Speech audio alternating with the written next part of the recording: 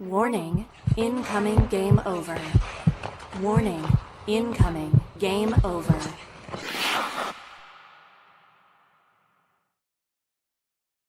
Hello, folks. It is Habs win time. It's been a long time. That's why I would like to thank Zach's Toronto Maple Leafs for that. Thank you so much. Habs win 5-2 over the Toronto Maple Leafs. Um, and the entire time, Zach and I were just talking back and forth about how our teams were gonna lose, which is not how the last stream went. I'll tell you that. How are you feeling, Zach? Life is a pit. There's no hope in this world, only misery, Yeah. and everything sucks. Fair enough. Fair enough. That's kind of how I've been Actually, you know what? feeling. This is. I can shout out to Matthew in the Leafs chat. This is a perfect summary. Leafs suck. Good night. Um, Listen, I think actually the Leafs made it a little bit more interesting than I was hoping, frankly, for my own sake. Um, but the Habs, as I said on my socials, can never make it themselves, or me, more importantly. Um, Really quickly, I want to shout out our friend Ian Bear from Los Angeles, who watched his game, the Bell Center. Truly a magical place the game, and I'm glad he got it.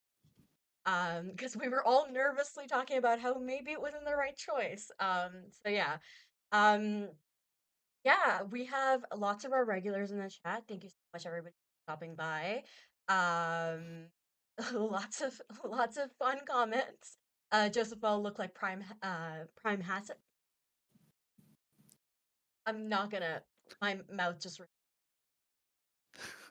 Uh, Prime Hashik. There Prime you go. Prime Hashik. Jesus, Yep, there we go. we got there in the end. It's a Saturday night, guys. Come on, it's a Saturday. He looked great. He did look great. He did not deserve what that team, frankly. My humble When's opinion. when's the last time? And this is an open question for chats on both channels. When's the last time you saw a mercy pulling like that? Like genuine mercy, like save this poor soul, because Joseph Wool, that was probably the best allowing 4 goals halfway through the game to get pulled performance I've ever seen in my life. Yeah, no, that was definitely a moment where I was like, that is a guy who's allowed to stand by the entrance of the locker room and like be slightly, give his teammates a smack as they all walk by. I just it truly felt like that was rough to watch, and I watched a lot of teams letting their. I'll tell you that. I flashed back to after the Leafs lost to the Seattle Kraken in overtime when the Anthony Stolars called out the entire team. Now, obviously, Stolars called out the entire team and then proceeded to play horribly after that, and now he's in Siberia somewhere getting his mind right. But Joseph Woll, like, full justification to come out and just start being like, yeah, the team sucks. You guys didn't help me out at all. What do you want from me? It was the first 2 periods of that game were like the worst thing I've ever watched. Yeah, I think I learned a fun fact that the only teams worse than the Habs in the second period, goals against wise, are the Leafs and then the Blues. So that was fun because you were telling me that you were telling me that don't worry, the Leafs suck in second period. And I was like, yeah, the Habs do too. It's fine. But mathematically, it was that they seem to The win the that Leafs showed you the Leafs showed you that there's levels to being bad. one. It was just by one goal, though. I'll tell you, they were off by just one goal. Okay, the shots were like 16 Oh, to oh, 1 at some point. oh, I'm not talking about the game. I'm not talking about that. Sorry, I meant in terms of the record. Was the Leafs, I think, have let in or have a differential, and the Habs have let in 9. That I saw. So handshakes, I guess. Okay. Shout out to the Blues for being worse than both teams somehow. Honestly, thank you so much, Jordan Binnington. I've only said that twice in my life, and one of them was at Four Nations, uh, and the other time it's now. So thank you so much, Binnington, for being. a little baby who. Um, Except for one random game against the States last year. and you know what? Good for them. Moosebud in our chat says the stoppable force and the movable object. Yeah. Another analogy would be coughing baby versus coughing baby. Coughing baby was. Like, it's really funny looking at the stats of how bad both these teams have been. Like the graphic they showed before the game where it's like both teams are 1-4-2 in their last like 7 games, and they both have like a -10 goal differential, and it's like, wow, these guys all suck. Yeah, it's been bad recently. I think the Habs goalies didn't necessarily help them in terms of that. And I know I saw the chat talking a little bit about Dobesh and his performance. And we can get a little bit into it. Why don't we kind of just go over the game really quickly? I'm sure you'll really this, Zach. They start the first, didn't like it. Okay. It's two things. So I liked the physicality that the Habs showed to start because they kind of, I'm sure they got chewed out for their non-response last game after the Jake Evans was taken down by Tom Wilson. I'm so glad he was in there because without that, it's literally just Nick, John Tavares, Max Domi, Oliver Kapanen, and guys, you know. So we got that. At least we got our Jake Evans. Uh, You say Max Domi's name too many times, and something bad's gonna happen. and we witnessed the Max Domi experience. Anyways, so they start off physical. Right away, I saw Lane got hit. You know, both Slav and Demidov step right in, which is what I really like about Demidov. I don't think he shies away. And then we have Lane Hutson with the goal. That is the one guy you told me you were concerned about when we were talking about ahead of this. Yeah, and ironically, I like good shot by Lane, but that's one of the easier goals he'll score. What an unbelievable pass by Nick Suzuki. Hell yeah. And what a pass. I would actually I would say this has been one of his better games in a while. Um since I can't remember, but I think this has been a very good game for Nick Suzuki. I noticed him quite a lot, some beautiful passes, some really high IQ plays, and then one very low IQ play where he got them too many men on the ice, I think. I think it was him who jumped on the ice a little too soon, so hey, you win some, you lose some. Yeah, gorgeous pass by Nick. Then there's the Noah Dobson game. Which would you like to talk about what you were how you were feeling about Noah Dobson?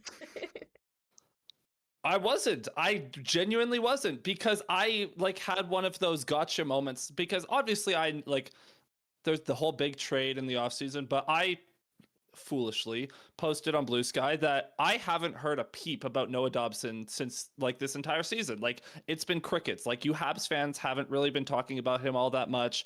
And so by all accounts, I'm like, oh, he must just be like ghosting a little bit.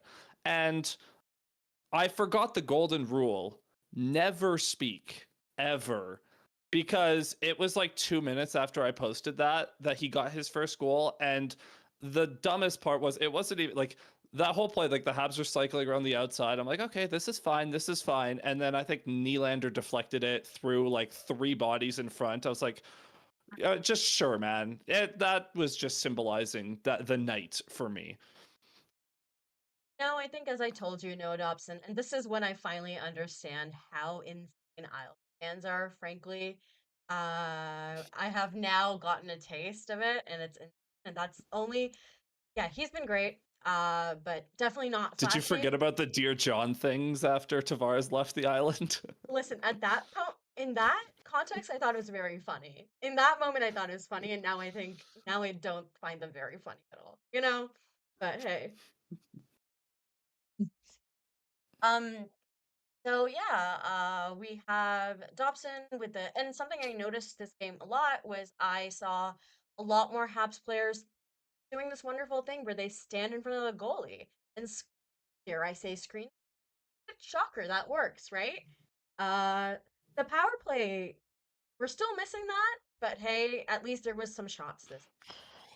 Oh my Uh, God, the puck movement was so impressive, though. I was so jealous watching the Habs just zip it around. Like, the Leafs aren't a bad penalty kill. They have a perfectly fine penalty kill. But holy, I was just like, it was helpless against the Habs movement out there.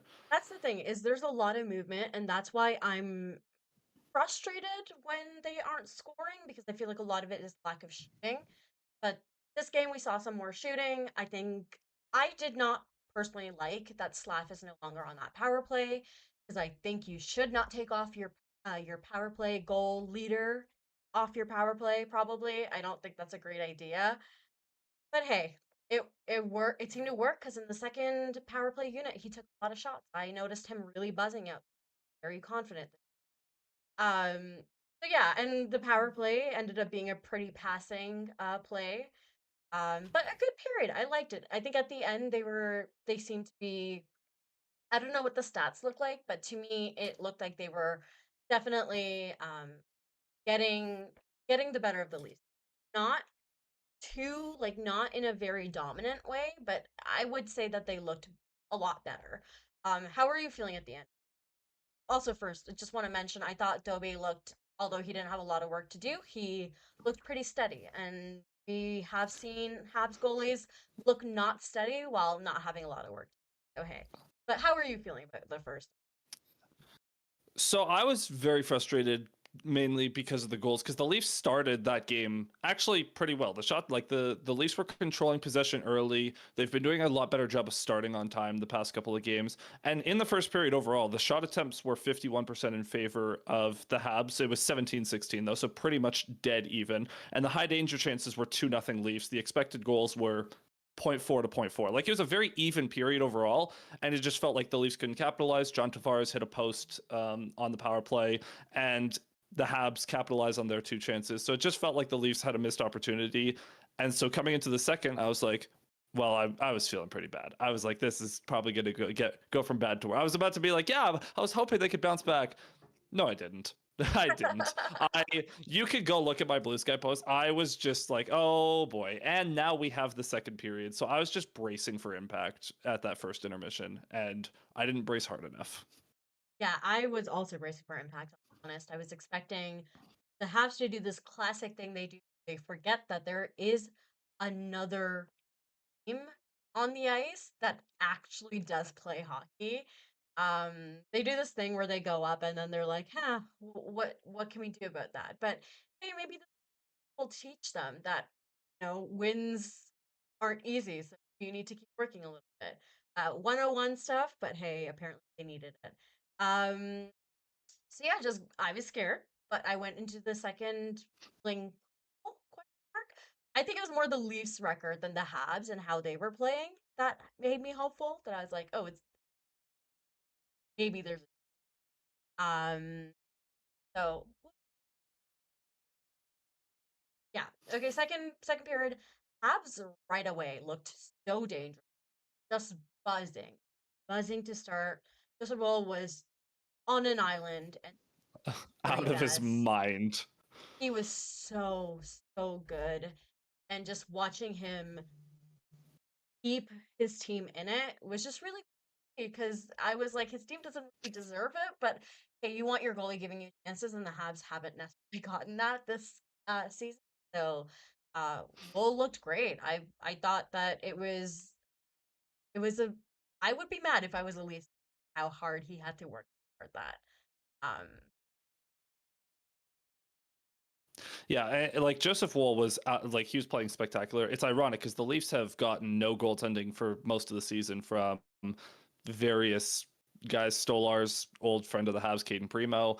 It's been a disaster. Joseph Woll, without a training camp, just showed up last week, and he's played 4 in a row now, and he's looked legitimately really good oh, in all 4 games.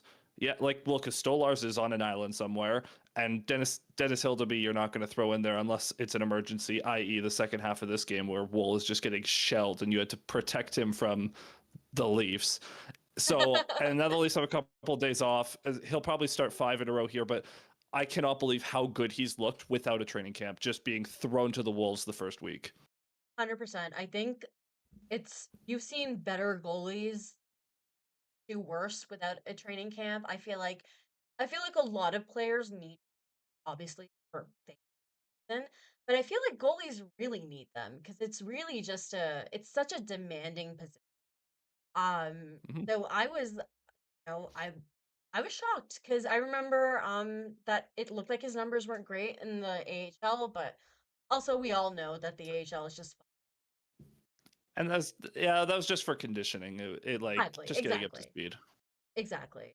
Um, so uh, King of the North says thrown to the, well, this isn't uh, very well said out loud, The but Wolves. the Wolves, yes. Um, but he really was, but he did his job right away. But then you have Dobson with that. Oh, and it was such a good goal. The pass by Slav to Demidov to Dobson, and then that goal was just it's been so good to see Demidov and Slav cook together. I think I really like that second line today. Um, but I think Dobson's in the power play, I said they're shooting. Yay. That's pretty much my thoughts on it. Um, the holy shit. You must have been so clenched during that sorry. My bad. I No, was no, what? let me finish that. Must have been very tense during that sequence with the delayed penalty, where the Habs were straight up had the puck for 15,000 minutes, I think, approximately.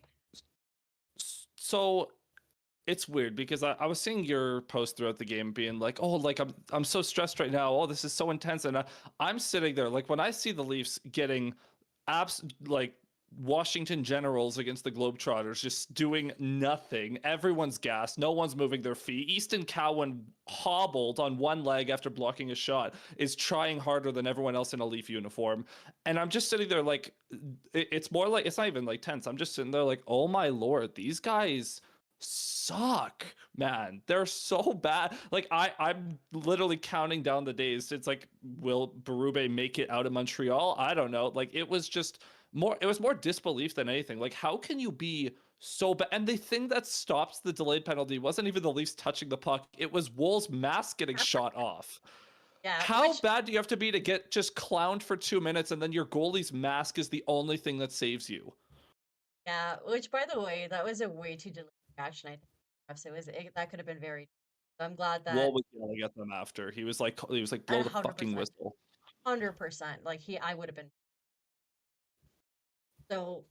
But I was just so so happy to see them do that. I'm sorry it happened at the expense of your team, but I'm not. It's rare, man. It's rare to have those sequences. It was so sick, right? Like it's just this is kind of what you see that brings you a lot of hope, despite all the issues they've had recently, all the disappointments, the mental lapses. This is the kind of thing you see that you go, okay, I understand this is almost the Marlies, I get it, but even then, they listen. The Habs have played as the Laval Rocket and not had that happen, right? Like, so I'm just. It was cool to Yeah. see. It was cool to see. And the line that was out for that was Nylander Tavares. Like that's not Yeah, and even like the Leafs could be down every single player in the organization. Injuries aren't an excuse, man. They happen. yeah, and we'll talk about injuries later, but for now, let's finish talking about that second because it was eventful. Uh, I noticed Laugh just so good, and then customary Josh Anderson goal versus the Leafs. And you predicted that. You saw that one coming, much like I think the rest of the world. A trained monkey could have predicted that, man. It's an infinite money glitch. You bet Josh Anderson anytime goal scorer against the Leafs, you'll get infinite riches off of that. Good profit. uh, Yeah. yeah, no, and I thought he had a very good game too. I was really, again, Fork Fountain Kitchen. But Florian Jack guy had his first point. Really cool to see. You have his parents in the crowd. You have Jack guy, their dad. Very good, very fun. Love that. Um, Also should mention Arbor I absolutely punking Dakota Joshua off the face-off, just like That was giving it to him, laughing in his face, and Joshua didn't even try to do anything. But it was the most pathetic thing I've ever seen. very funny. And there was a few times in the first period, and I believe that you posted about this on Sky, where just for no reason, a Hab would just knock down a Leaf, and Yeah. it was just very funny to see. Again, I think this is a prove it moment for the Habs in terms of physicality. I think they probably got reamed out for not standing up for Evans because almost is live in their minds rent free. I think he also seems to his elbow also seems to be in the mind of many players. So that's from there. Um, then yeah, I just have 4-1 ew. It was OEL and Cowan. What did you see on that? Easton Cowan's I cannot believe a 20-year-old is the Leafs best player right now. But Easton Cowan and he had a number of great looks. This kid is going to be so good. He doesn't have an ability to finish these plays himself right now. He's working on that. There was the one in the third period where he dangled someone inside out and was unable to finish. But Cowan's probably had like 6 high danger chances on his own the last 2 games. This time he just makes a nice little curl drop pass. And honestly, OEL was one of the only Leafs that did anything with the puck on his stick tonight. So good to see that. Honestly, thought Dobson probably should have saved that one, but hey, we'll take it. Meaningless Mickey Mouse goals, people. Woo! I love my Easton Cowan assists. No, it was. I definitely noticed him, right? And like sometimes that's the best you can ask for when it's a 20-year-old doing his best. Yeah. I remember the season wasn't necessarily the start. Um, but yeah, 4-1. Honestly, I was okay with it because obviously I didn't want it and I was scared. And I was very scared, don't get me wrong. But I was okay with it in the way that I'm interested in seeing how Dobesh would um because we've seen both Montembeau and Dobesh fall apart after a little bit. After a bad goal, especially Dobesh really struggling in the last few starts. Clearly, I would say at this point, I'd steer in the starter over Monty, but he is struggling, right? So it was good to see him not fall apart, I guess is what I'm saying. Then they end the period on the penalty kill. Jake Evans, the penalty killing god. Good for him as per usual. I think there was like something like 20 seconds left in the power play when they ended. I don't know. It carried over, but it wasn't a ton. Um, how did you feel about the second period? Well, I think by this point I've said enough bad things. So I want to bring up what Craig Berube thought of the second period. And this is from Berube moments ago. What I've seen a few times this year is that when we get down a couple of goals at times, and this happened in the second period, we go out there and we don't play. We don't play with any urgency or any confidence in the second period because we get down a couple of goals. That's an excuse all day long for me. This is a veteran team. It's inexcusable, and it's on me too. It's on all of us. And with a veteran team like that, that shouldn't happen. That's pretty brutal. I don't. And the Leafs are a veteran team. We do not have a lot of guys that are under the age of like 28 on this team. Veterans in the NHL that stop playing. Like, you should know better that a goal is not the end of the world. A goal again. They came back from 2-0 the other night against Columbus and forced overtime and actually probably should have won that game. And then you give up 2 goals and in the first period to the Habs, and all of a sudden you just pack it in, like throw in the towel. It's so bizarre, the psychology of this team. I don't get how veteran players who have been around the block, who quite frankly know better, suddenly forget all their experience when they get to Toronto. Yeah, no, it's interesting because it's a thing of um and this happens to the Habs a lot. But they're a team full of essentially children, right? Like it's fine, but it's weird to see that happen with the older guys. I think especially, you Yeah. have all the excuse or whatever of like they're well, have they been playing a lot recently? They've kind of had a lot of games in the last little while. But they're not on a No more than back-to-back, I don't normal. think, right? I don't think they're on a No, back. no more. They've played a normal amount of allotment of games recently. It's just, it's very bizarre considering the average age of both of these teams. You would expect the Leafs to be the ones that would hang in and be the mature team through the swings of a game. That's a lot to ask. That's a lot to ask. So the third period starts.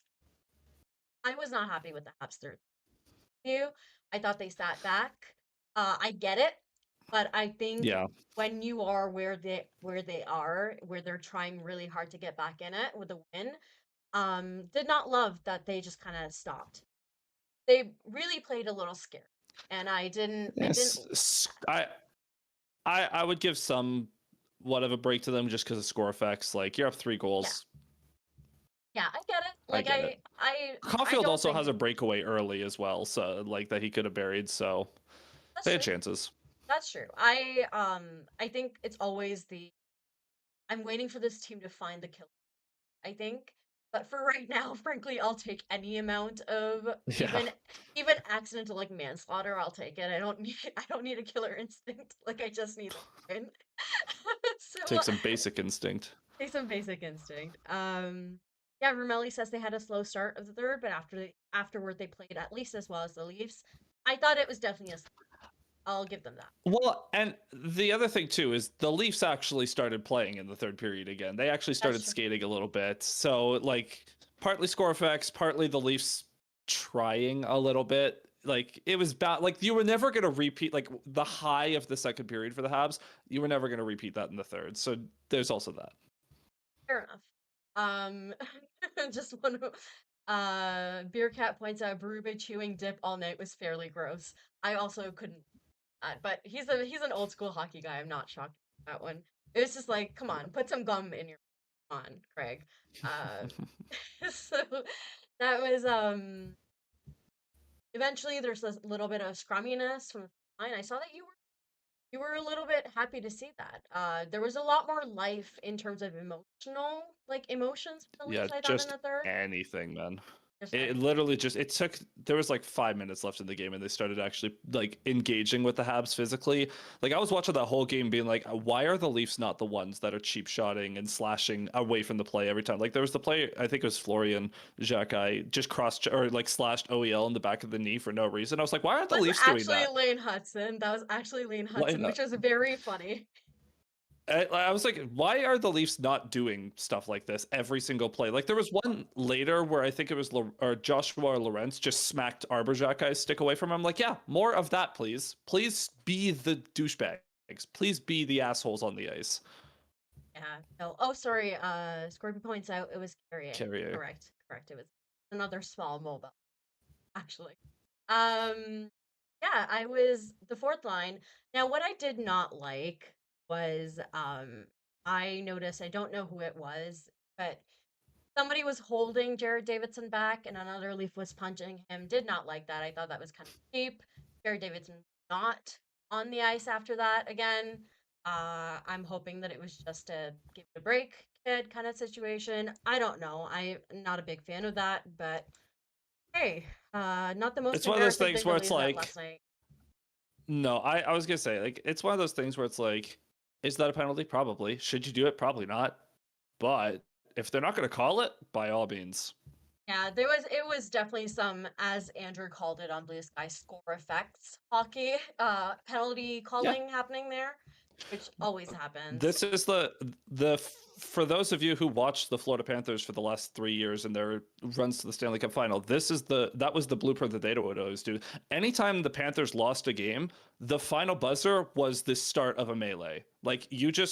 you know what? Who cares if we get penalties? Just go kick the shit out of people. So like whenever the Leafs lose, I want to see more of that, honestly. Like I know that's kind of a weird thing to say, like openly just like, yeah, be somewhat dirty, but dude, if you're gonna lose anyways, you might as well get your pound of flesh. Yeah, fair enough. I also will figure out eventually who that leaf was, and then I will put a curse upon their bloodline. And Oh, that's I don't think the maple leaf on the crest is enough of a curse. fair enough. Fair enough. Also, I believe it must be Andrew in the chat who's reminding us. So nice reminder. If you haven't liked the stream yet, please to do that. If you're on the Game Over Montreal channel, but you're a Leafs fan, the Game Over Toronto channel is also hosting this, and I know that their chat has some fans in it. So if you wanna go there and maybe talk some shit, that because We'll see how many. yeah, We'll I see how don't. many Leaf fans are gonna make it through this stream, but I promise I'll try. Try my best. But yeah, so 4-4. Don't understand how that happened either. Again, it's a 4-1 game. That's yeah. how that happened. Eh, to be fair, I think the refs would also game manage like that normally too, where it's Oh yeah. like, why everyone's punching each other? Let's just take 2 of them and call it a day. Yeah. I thought I don't think that one was as just of a 4-4 as the one that was called later, or like not the 4-4, sorry, the mutual penalties as the one that was called later when Corey and Jack was. For no reason. I have no idea how to explain that power play. I was like, okay, cool, at least on power play, I guess. Sure. Honestly, yeah, and Nylander gets to pad his stats a little bit there, so good job. So Ironically enough, I had Josh Anderson anytime goal scorer and William Nylander anytime goal scorer. So let's go, money in the bank for Zach. no, I don't know why, and maybe it does pay off like in terms of wise, but it does feel like Nylander just happens to always ruin my life at any opportunity. So I assume that means Habs and the Habs. You took that bet.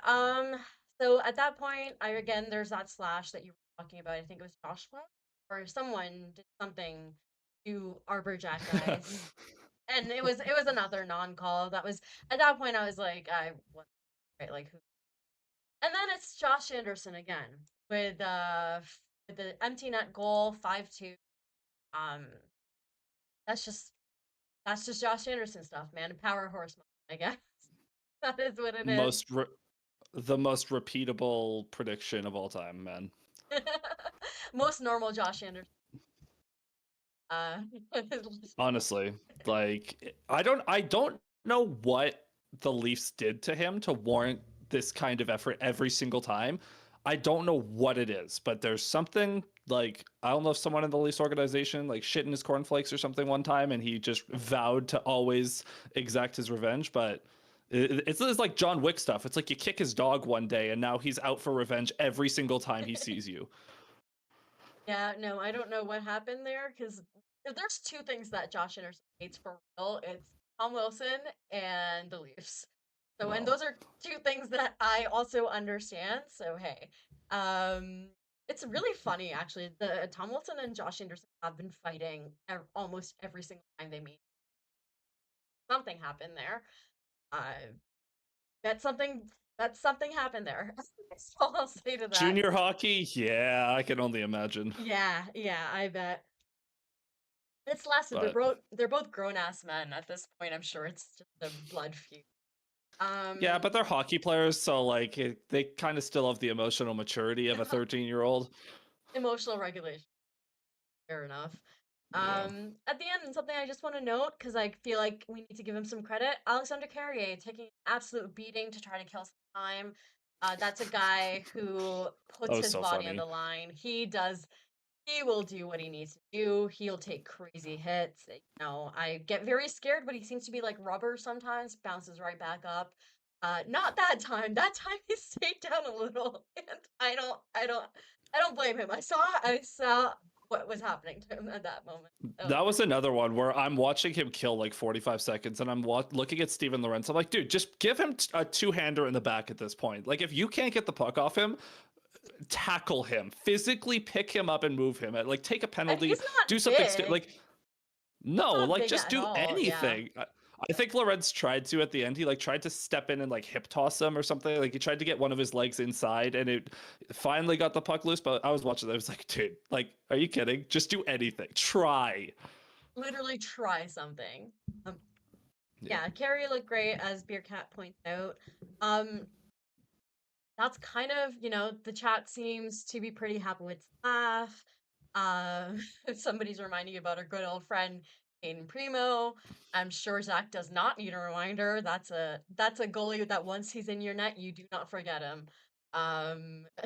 He managed to get through 2 games with being passable, and then there was one game against Columbus where I'm pretty sure the Blue Jackets had like 4 high danger chances the entire game, and they scored 6 goals.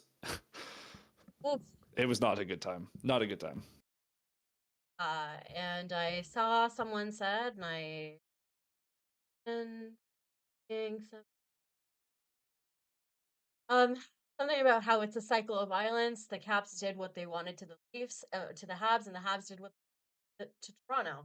But I don't know who Toronto is playing next, but maybe Toronto can do We something. got to that. Columbus again. We're gonna have all 3 of our games against Columbus are gonna be done next week. So we've played them twice already. And Adam Fantilli loves playing the Leafs. I hope that Dakota Joshua decides to actually grow a pulse and just takes that guy's head off. Okay. Also, speaking of Joshua, at the very end, man, brother, if you're gonna go after Arbor Jacka, at least do it Punked. when there's time. When there's time for like, you look stupid. Or now you look stupid.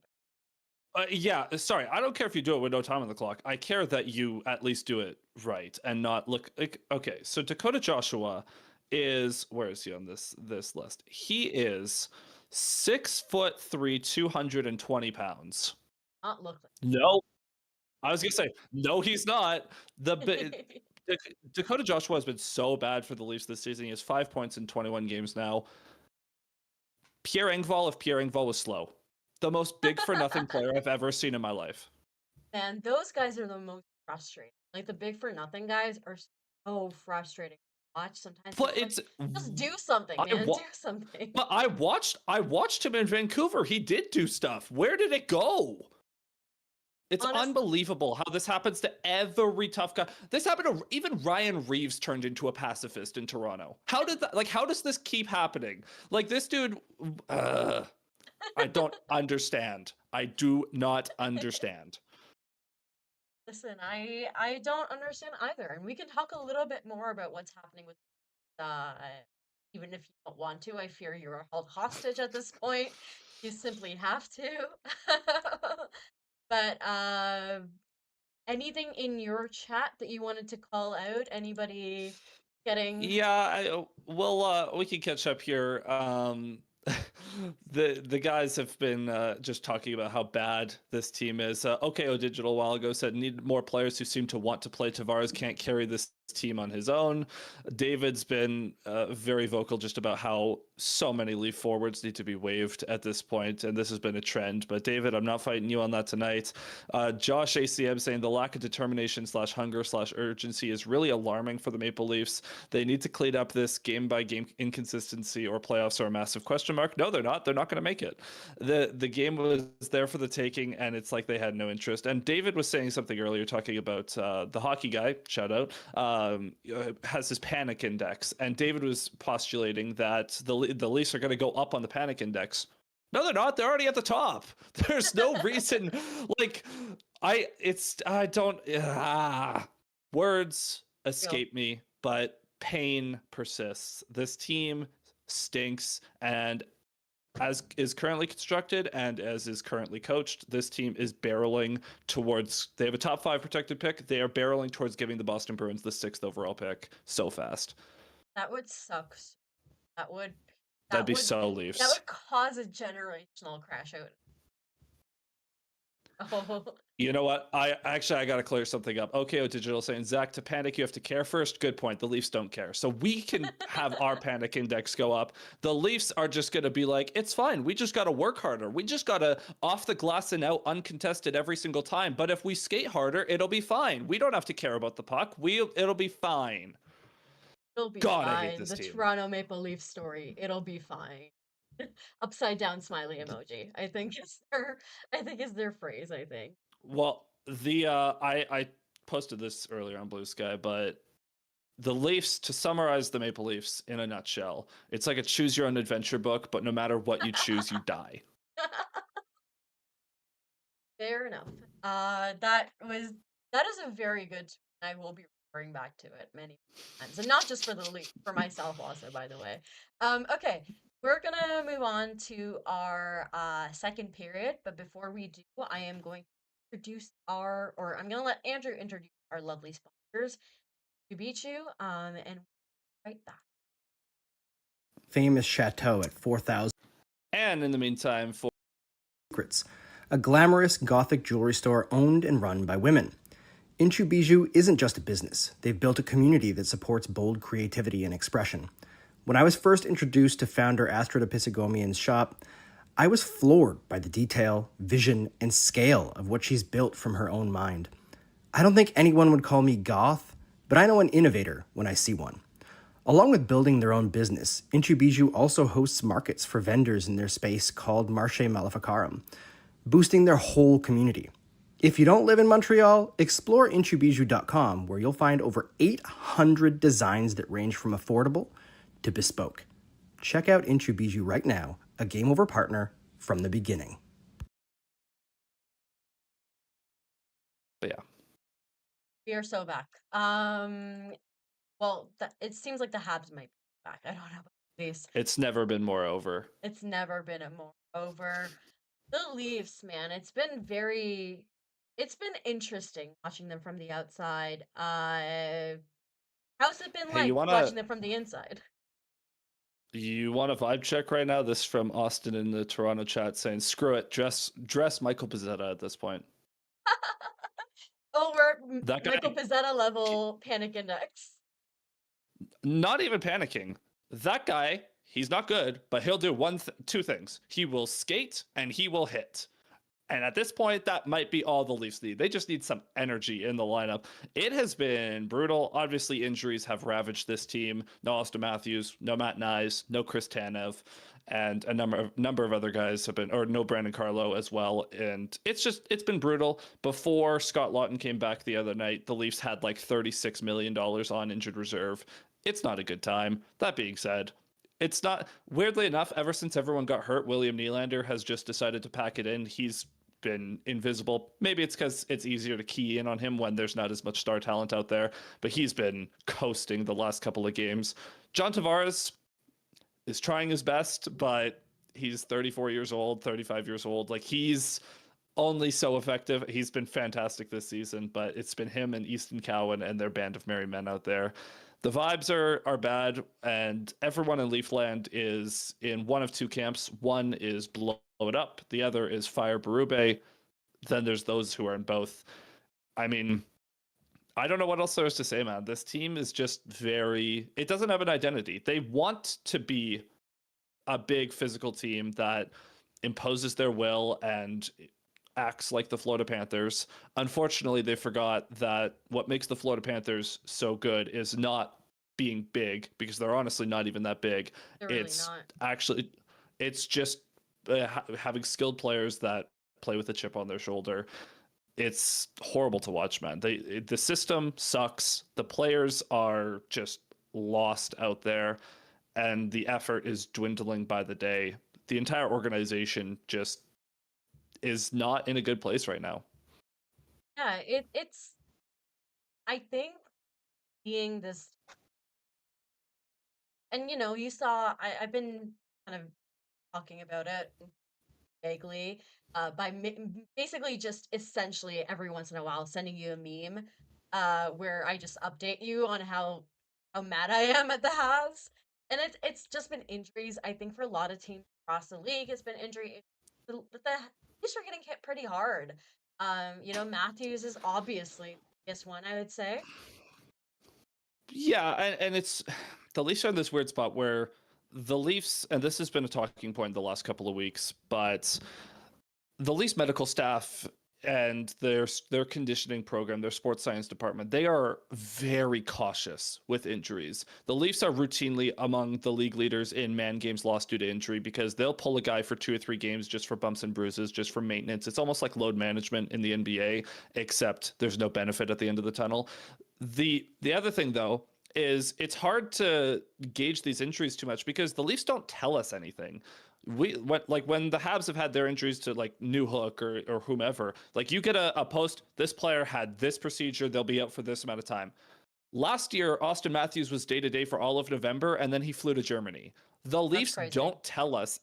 They don't tell us anything. And because the Leafs are petrified of the media for no reason, by the way, because the media, like the Brad Treliving talked the other day, he had his quarter season availability. Not one person asked him if he thought the style of play was a problem or any hard questions, honestly. Like, yes, the Leafs have more reporters, but the Leafs are, as an organization, are just so paranoid of saying something that's going to stir up the market, and it paralyzes them with everything that they do.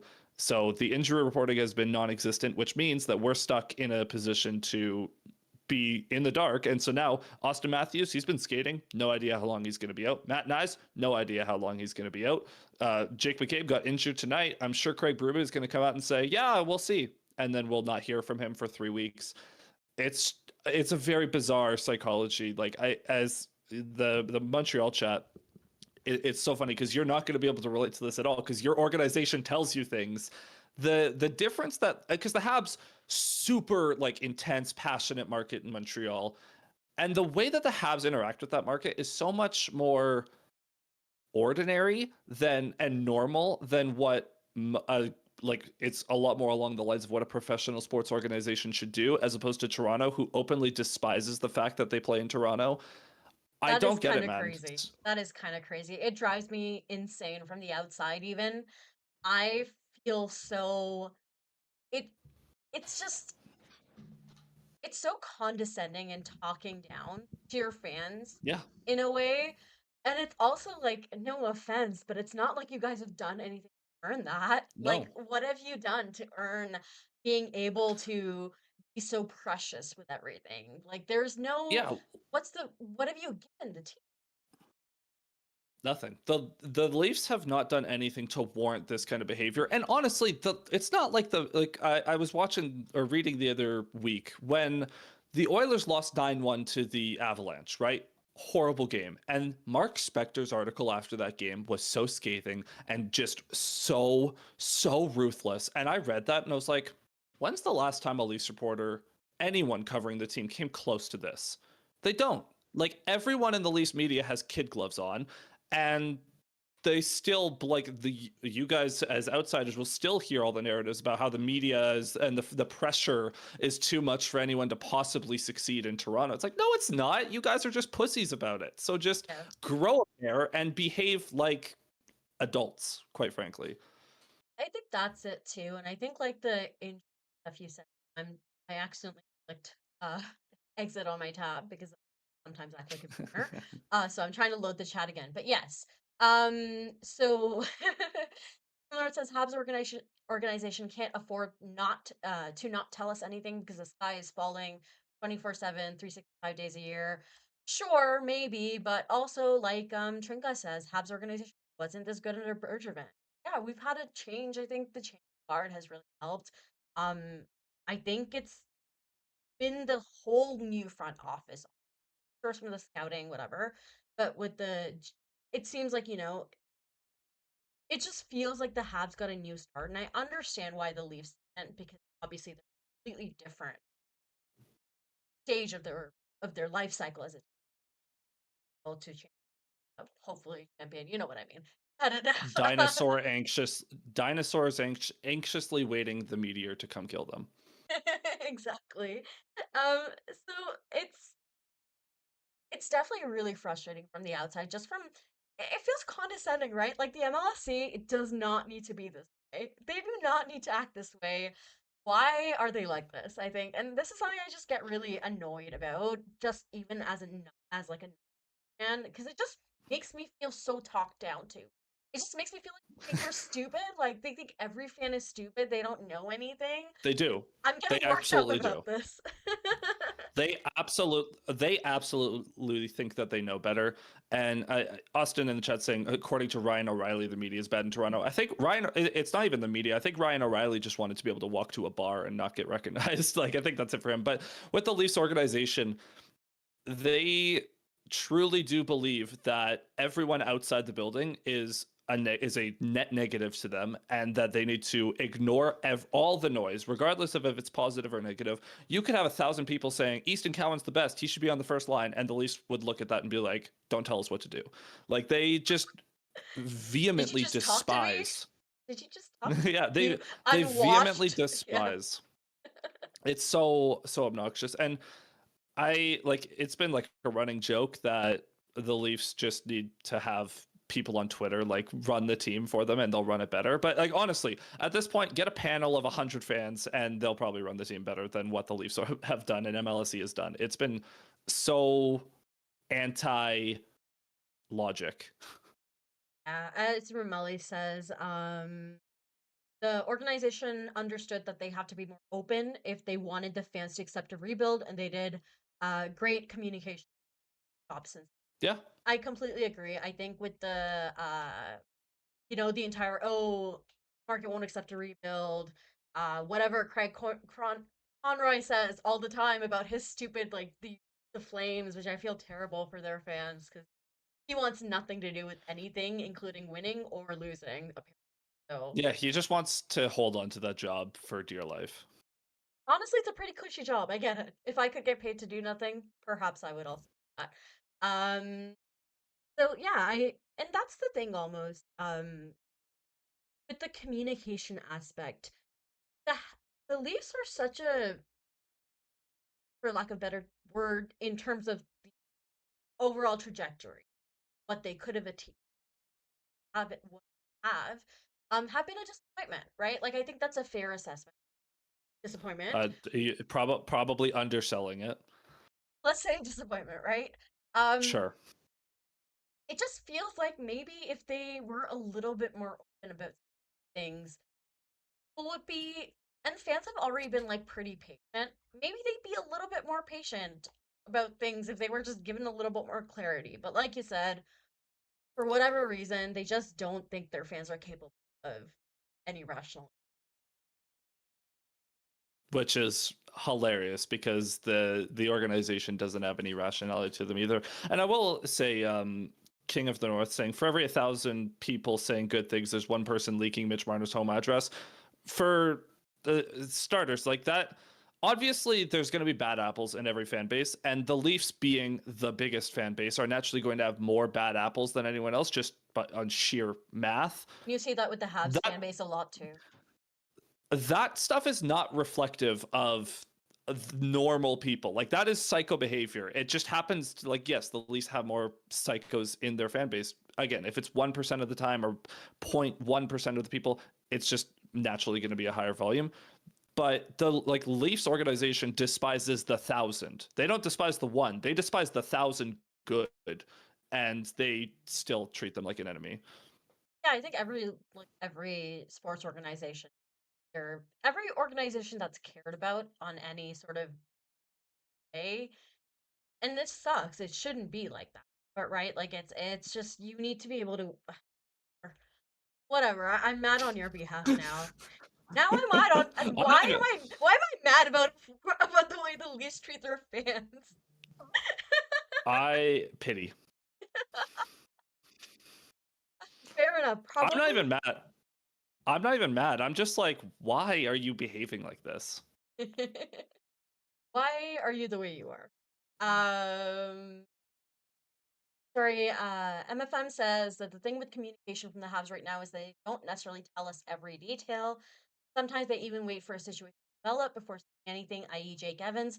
And yeah, that's fair. I think that's within their prerogative, and frankly, they've made some decisions that aren't necessarily, they're a little questionable sometimes, but at least they give us something, right? Like now that we have an answer that, hey, Alex Newhook is out for a few months. This is how long he's out. This is what happened, and he just got operated, right? Like it's essentially like he just had surgery and whatever. Okay. So I'm going to move us on to our third period, and that we'll talk a little bit more about injuries. I actually didn't get around to asking you about that, but we'll talk a little bit about that. I'll talk a little bit about my sadness about that. And I will first send us over to our lovely sponsors, at least St. Motel. But before I do want to remind everybody that if they haven't liked the stream, haven't subscribed, please do that too. If you're watching later on a delay, please leave a comment. You can all of our social always in the description box, so you can there as well. Um, and now that I'm done with that, I will send us over to our sponsors. While you're browsing Inchu Bijou's goth shop, head next door and discover Montreal's most unique selfie studio. Whether you're looking to take some banger pics of your Halloween costume or cosplay, or you want to make some memories with friends, Le Saint Motel has you covered. Experience their bombastic decors that are always changing, hop in the ball pit, and take advantage of their extensive and flexible on-site lighting. Head to lesaintmotel.com to book your time in the studio, book private time where you and your friends will be the only ones allowed in, or book the space for an event. The dedicated, caring staff will make sure that you have a good time. I do have one warning for you before you book. If you have kids, they won't want to leave. Whether you're at Le Saint Motel or Inchu Bijou, tell them Game Over sent you.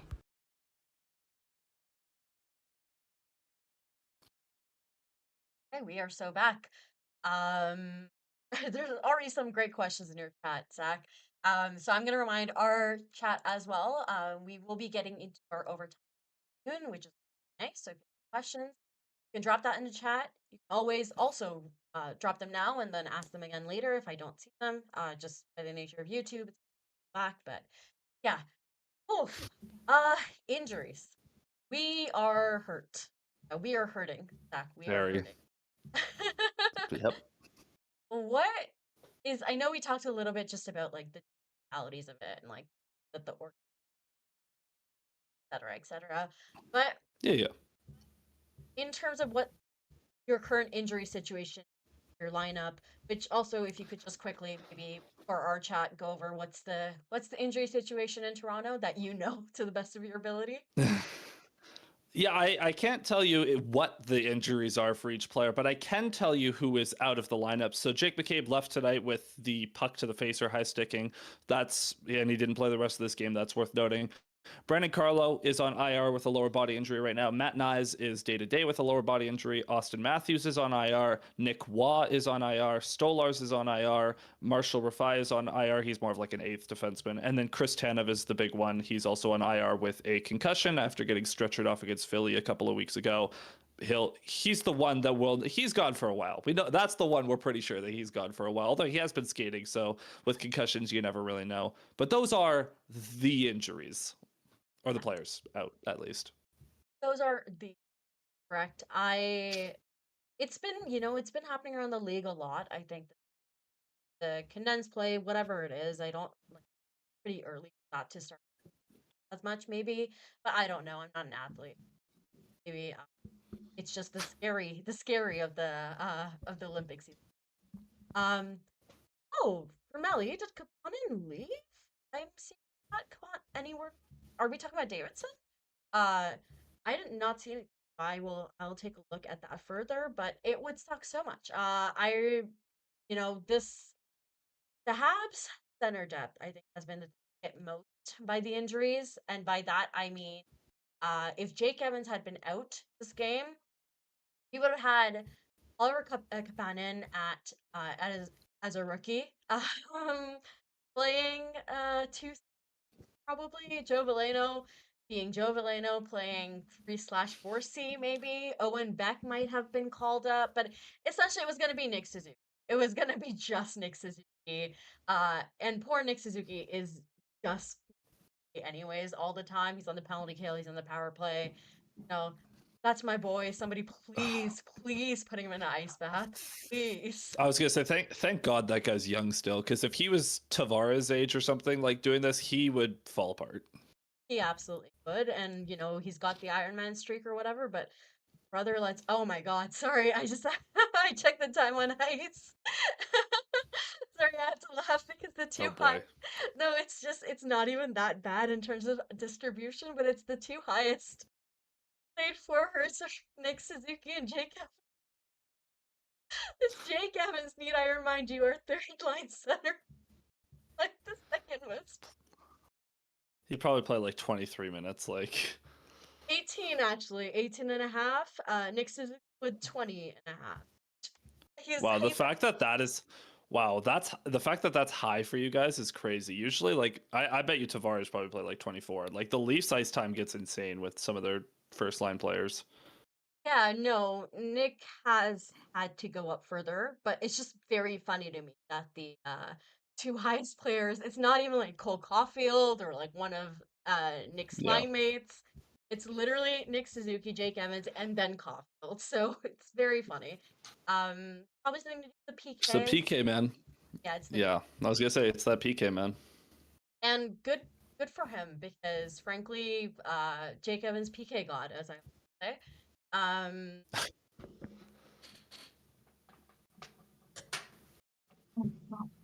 Ramelli says the Tavares played so Yep, that's led the Leafs. old ass man. Come on. Don't make grandpa work. Uh I also watch a lot of the Habs or the Avs and Nathan McKinnon plays like 30 minutes a night, so my time on ice expectations aren't very normal. Yeah, fair. Yeah, okay. So I really forgot how I framed. Now I remember how I framed this. I remember you gave me a better way to frame it. So I'm not gonna say what Well, I said, but we're gonna play a no, game. no, no, no, no, no, no, no, no, no, no, no. For everyone in the chat, Kay was like, "Let's do Kiss, Mary, Kill, but with injuries."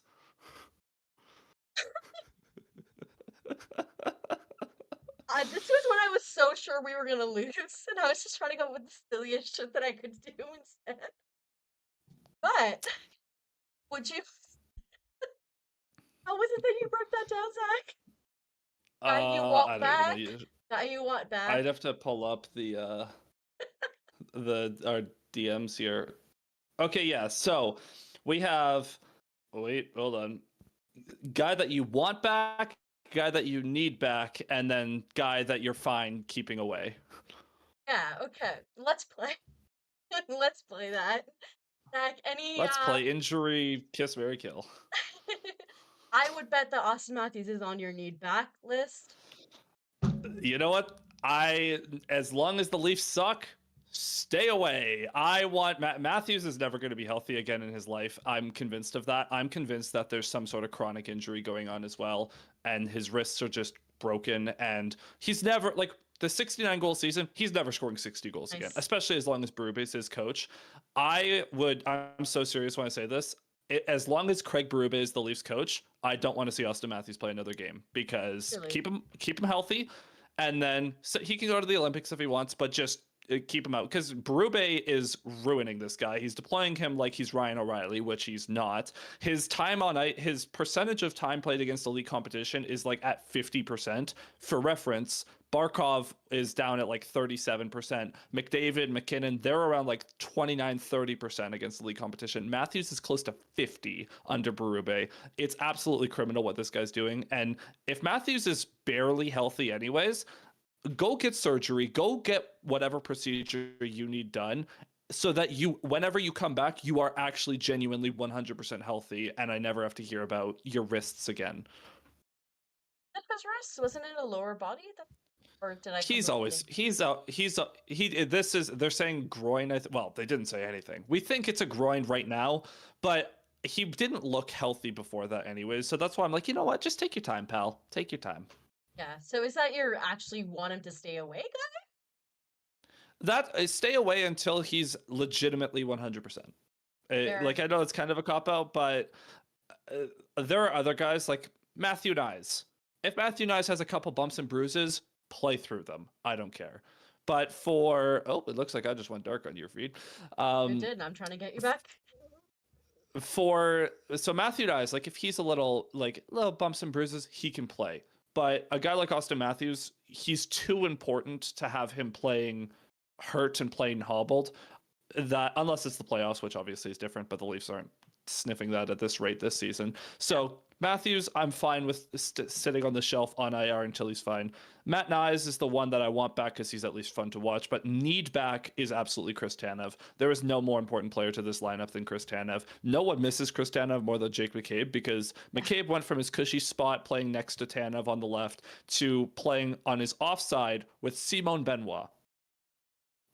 Nobody misses Chris Tanev more than Jacob McCabe. It's so brutal, man. So Tanev, he's like the heartbeat of the Leafs. Like he's the only one that'll stand up and him and Scott Laughton are weirdly like actually like on top of their shit, and they'll call the team out when they need to. So yeah, want back Knies because he's fun. Need back Tanev. Matthews, until you're fully healthy, you can stay away. Honestly, that's a good list, and I think the Matthews thing surprises me, but I hear you about why that makes sense. Someone's saying 45-year-old Chris Tanev. I don't actually know how old he is, but seems about right. 36, 37. Yeah, he's up there. He's up there. And he is our best defenseman by such a wide margin. It's not even funny. I do have to laugh a little. It's hysterical. And like, granted, Chris Tanev is still a wicked defenseman. Like, that's not to degrade anything of Chris Tanev. Like, he's awesome. Of course. It just is to say that the drop off from Chris Tanev to as being like, he's probably like the equivalent of like a 2-3 defenseman, right? Not a true number one, but he's a very good number 2, number 3. The next best is like a 5. So it's a very bleak situation. Yeah, it's Morgan Riley traded soon, please. Oof, what a take. Hey, I saw Riley on Chris Johnston's trade board and I got so excited. You think that's actually a real possibility? I don't know how many guys they can. God, I hope so. Trade everything not nailed down. I hate Brad Treliving's obsession with handing out term for no reason. Like, we just had the whole David Kampf thing where David Kampf, in the last year of a 4-year deal, paying him 2.4 per year, and the Leafs had to terminate it and put him on waivers. Too much term being handed out, man. I don't understand either. I don't get it. Maybe to keep the money down, I guess, but like, there's got to be better ways you can do your job as a GM. Well, it's because Berube hated him. For no reason, by the way. That's kind of funny. That's a little cunty, I'm not gonna lie. Cunty positive. Berube would rather put Max Domi out for a defensive zone draw than David Kampf. Why? Because he's delusional. You know what? The Brandon Carlo trade seems crazy in hindsight. Yeah, I don't. It was crazy at the time too. The cope was he was really good in Boston. I don't know what happened to that guy either. Same as Dakota Joshua. It's like, what? You came from Boston. How are you this soft? No, it's that's definitely a little bit crazy. Okay. For my list, I would say, and just as an update, unless I'm missing something, anybody, but the fun thing is that all these guys are longer term. There's not a lot of them, but they're longer term. You have Newhook, who's out, broken ankle. Have Gooley out with the torn something in his groin. I don't remember what. Patrick Laine, I think, something like that. And then Doc with his foot, I think, blocked shot, which sucks for Kirby Doc because you're like, that's when. Well, yeah, you knew it was gonna happen at some point. Yeah, and it really sucks because he went I'm not gonna try to pronounce that. I just saw. I'm not gonna. Name of it. Adductor. Ductor. Adductor. There we go. We are not medical experts on this show, in case that wasn't clear. No. I'm also barely an English expert, so in case that helps. But yeah, for me, I think the need back, and everybody's gonna drag my ass. We know who your want back is. Everybody's gonna drag my ass for this, but I actually think back might be Kane Gooley at this. I was gonna say your want, need, and kiss and marry is Caden Gooley. Genuinely, though, I do think that there is, and so this is something Arpon Basu and Marc-Andre Gaudin pointed out on the Basu and Gaudin notebook episode that they recently released, was a lot of the goalie issues have gotten worse. Once Caden Gould's absence started to catch up with this team, stick lifting, the blocks, some smarter IQ moves, I think, buying entries. I think that two people really miss right now. First, it's Mike Matheson. He's tired of playing 25 minutes. And if Inguli was there, he'd play a little bit less, I think. And second, I think it's the goalies. I think Dobson and Monty, who I guess three people who miss Caden Goulet are the goalies, and so I think it'd be really nice, as in we kind of need it back. Um, want back, I guess, is Kirby Doc because it's always nice to have a second line center if you can. and and he's kind of like a feel good story, right? Like where it's like he deserves to be healthy. Yeah, yeah, and it's just it sucks too because this isn't his usual injury, which sucks that that's a term, but like it isn't his As usual. usual. It isn't his usual. Do you think whenever he walks into the like with to see the training staff, they're like, "You need the usual"? Kirby, come on, buddy, where is it?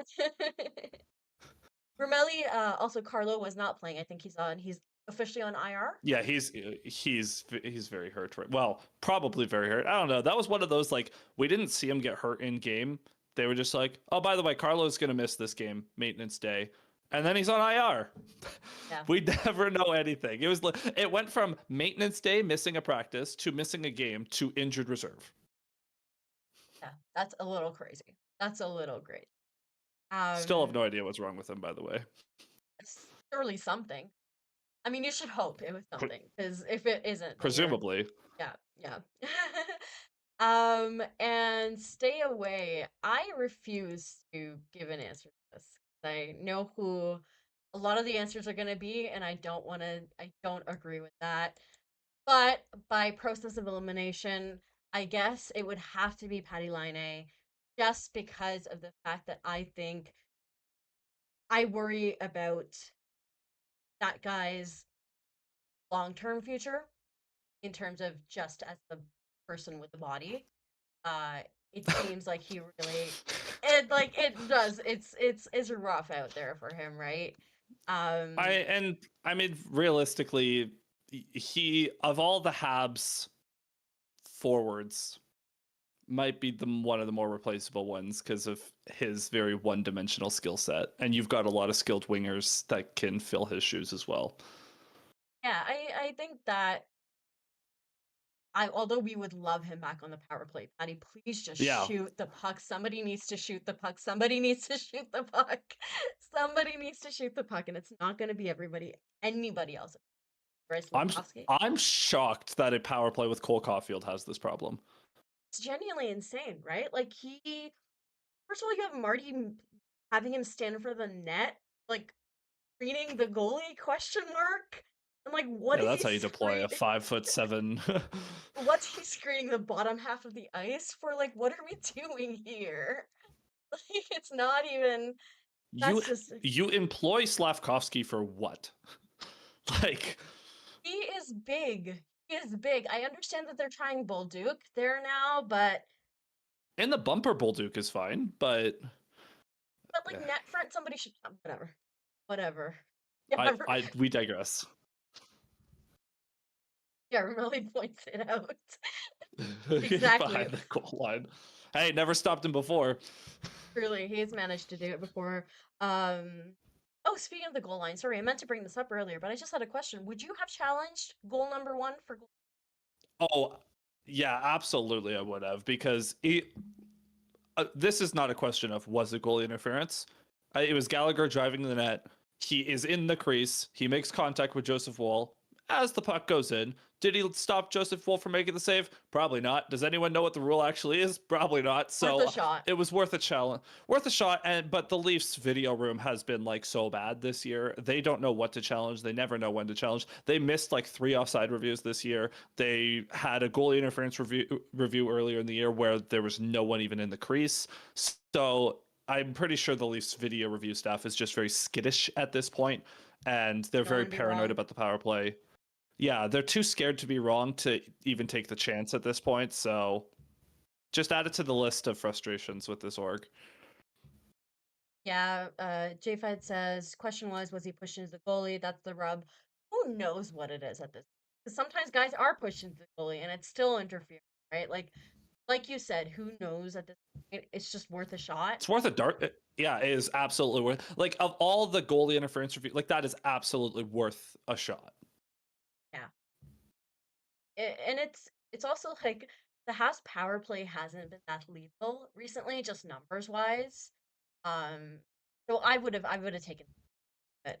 A Brendan Gallagher in the goalie's kitchen, who's shocked? Really? And honestly, that would have been the other thing. Is like goalie interference and Gallagher's involved. Reputation There's a call. chance. Like, There's a like high chance. yeah.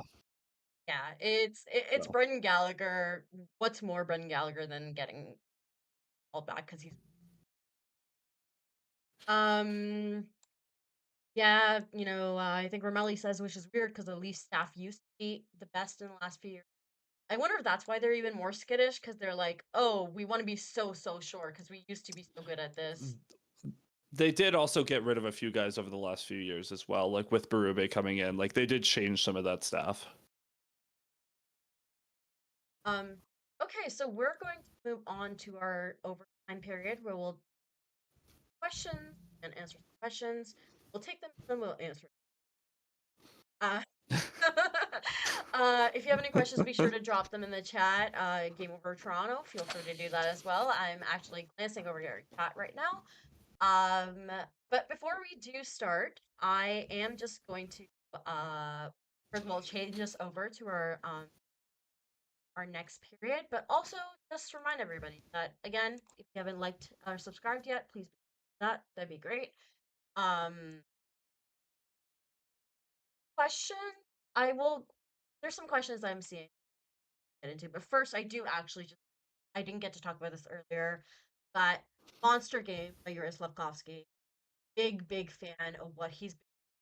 That second line, if Demidov and him click, I'm very excited to see what they do together. Those are two young guys who are not deferring to each other the way I feel like Slav does sometimes on the first line.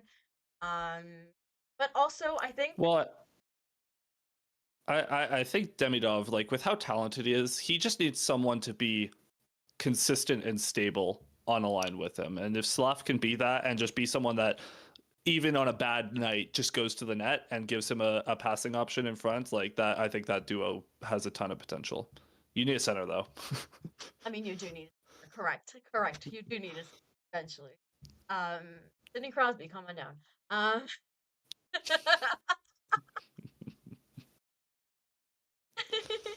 Come on down, Sidney Crosby.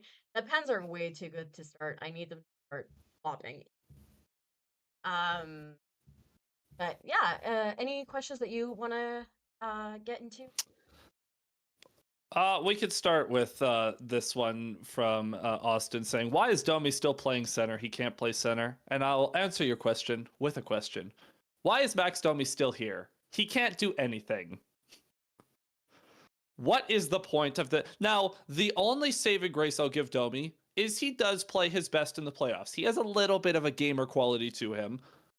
But the rest of the time when he doesn't have those like cool moments in the playoffs, I want to claw my eyes out. So goodbye.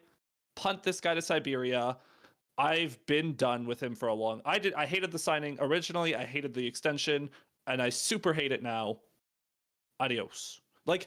It's funny, between Max Domi and Matias Michelli, you have two small, skilled wingers that presumably can play up and down the lineup, complement skilled players, and both of them have lost their jobs to Easton Cowan.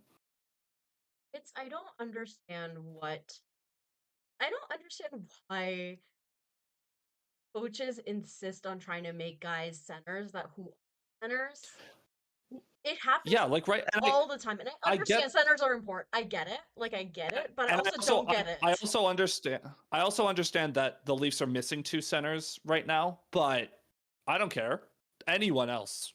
Anyone. I would rather, you have Jacob Quillen sitting in the press box. He's perfectly acceptable. Steven Lorenz can fill in at center. Calle Jarnkrok can play center. Get Domi out of my life.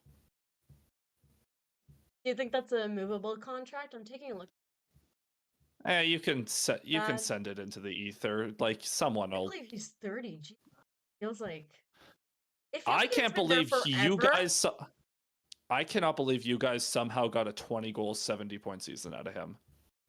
What? How? Don't understand. It makes Hey, no sense. got the thought what that. I remember there was a while where it was my memory might be feeling that was interesting. Anyways, Shout out the Max Domi as a Hab, the way to go, Kapanen, you fucking idiot game that's very in funny. Toronto. Oh, it's very funny. That is one of my favorites all time.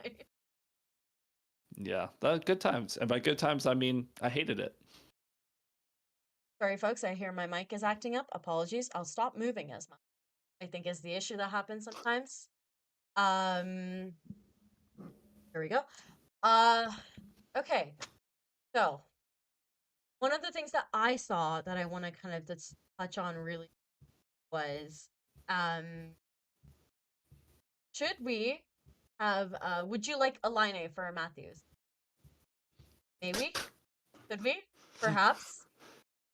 Yeah, no, I'm Yeah. all right. The line A and Matthews conversation was super dumb at the draft. It was super dumb their rookie year, and it continues to get dumber. Extremely. I'm just scrolling back in the chat, looking a little bit. Trinka said, Leafs vibes are the floggings will continue until morale improves. And I really do feel like sometimes that is the Leafs just to their fans.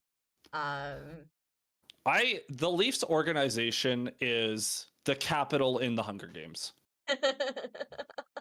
And Leaf fans are the districts. And every year there's a game 7 where they bring all the districts in to show them this horrible product of people being executed. Once a year I'm will be not a gonna mercy lie. at this point for you, I think. But that's what it is, though. Game 7 every year. That's And, true. you know, I'm not going to lie. I didn't know where I was going with that analogy when I started, but that's pretty But rock we ended fucking up solid. there. We ended up there, and it was a good end, I That's think. a kind of a banger. That's kind of a bang. I'm seeing in your chat a question. With the prevalence of injuries, do teams need more roster spots so that they can manage injuries better without having development teams? It's kind of brings us back to the COVID season taxi squad idea, where it's like you could just have more guys practicing. I don't think so, because I think that's the whole point of having the development teams is being able to have a Jacob Quillen and Easton Cowan down with the Marlies playing actual games that matter, and then being able to call them up whenever you need. Like, you could argue for like 1 or 2 extra roster spots but you got the 3. Yeah, I think that's fine. Do you need much more than that? Like, obviously, when injuries happen like this, you're gonna have to dip into some sort of reserves anyways. Yeah, I think with what we've had to call up recently, it's been interesting with the Habs because, and I think this is something that both of our teams have in common, is with their minor teams or their AHL team, literally almost right in as them. Yeah. It's an easy kind of call up, call down situation. You know, there's some teams that I can't remember which one. I know there's one that's like insanely far from their AHL team. Mhm. So I think that's what kind of makes this a little bit easier just on our specific team levels. Well, Vancouver's used to be in Utica, didn't it? Like, that was crazy. We used to actually, I think the Bulldogs, the Hamilton Dogs were the Habs organ. Don't know where I was going with that. I just want to talk about Hamilton because the North is in the chat saying Hamilton bad. So there you go, Hamilton good. Carey Price played here. Anything else in your chat that you wanted to? Not particularly. I guess the only thing I'll ask you before we wrap here is, at this point in time, we're a couple of days out from American Thanksgiving. Where does this start to the season like fall for you in terms of where your expectations were coming in? They were so good to start. They were so good, so fun to start. And then they did what they did. October hockey, baby. And then October hockey. Hoppy. Yeah, They hopped off the October train and they they got into really did. November. They really did. And at this point, I think that this team, honestly, to be very frank, I don't think this team has been playing as bad as their record is. I think their goalies have let them down a lot. And that has been such a shocker because of the fact that that was never a question mark that I had coming into. It was always QC. It was always, will Noah Dobson fit well into this lineup? And they withstand the all of these questions. It was never the goalie. So I think that's been the frustrating thing is that they Wow, it sounds just like me like 3 weeks ago.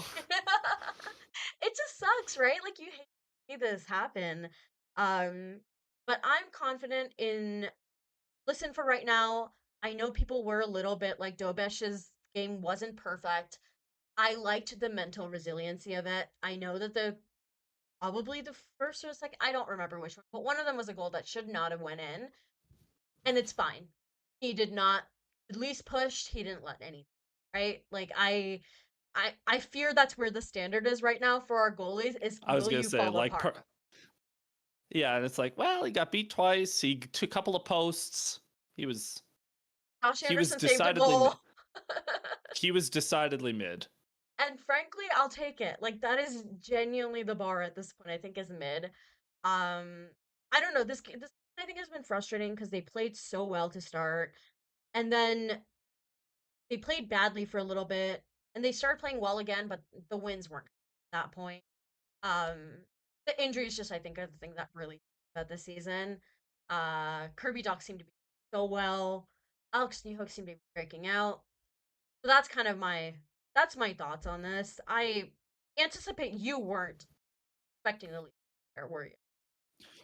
No, the Leafs are in the worst position that a sports team can be in, is that they're bad on accident. Yeah. So, not good. Yeah. Yeah, it's like the Calgary Flames way of living. Listen, if nothing else, I can always go back to the Calgary Flames. That are about But the the difference is midness. The Calgary Flames are the definition of mid in the NHL, where it's like, you know that they're going to finish 5 points out of the playoffs every year. They're never going to pick higher than like 12th, and they're always going to be in the hunt, quote unquote.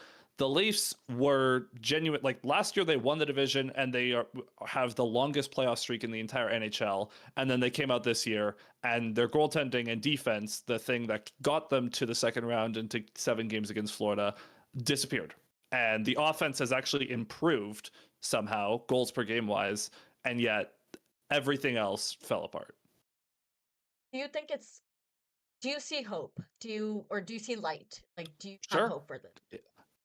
Yes, his name is Joseph Wool. I can see exactly why you would think that, seeing his performance. What a great game by him.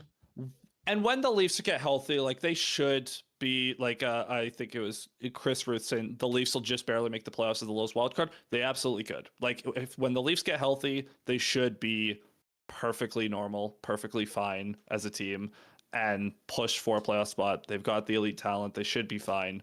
But as long as they're injured, like any injury to this team is cataclysmic. So Yeah. No, I would maybe they'll do the anti-Leaf where their regular season won't be great, and then their playoffs will be great. Maybe. yeah, okay, Val. Okay, folks, we are going to sign off. Thank you so much for joining us. Thank you to the Leafs fans who stuck around. Thank you so much. I'm sure it's not the most fun game to talk about, but I always stop by in our chat if I can. It's always really fun in there to watch. You guys are losing. No, that's not true. I never said that.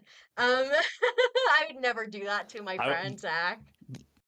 The last thing I will say is Ramelli saying the Flames have a very real shot at McKenna this year. I would like to introduce you to the Toronto Maple Leafs. Here come the tanks. All right, Tank good night, Commander. folks. Oh, sorry. Zach's socials will be in the description box just in case you guys want to follow him. He's actually one of the only cool Leafs fans. I'll give her the shout out, I guess. Why not? Okay, love you guys. Bye.